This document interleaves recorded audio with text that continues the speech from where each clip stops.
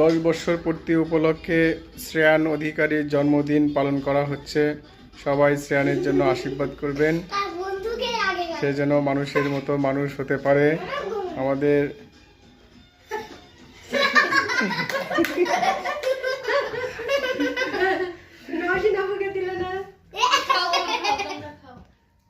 জন্মদিনের কেক উপলক্ষে Messi cake বানাইছে। তার মা সে ফুটবল খেলে সব সময়, এই জন্য মেসি কেক বানাই দিছে তার মা। ফুটবল খেলবা? আমার ভাগিনা ঋত্বিক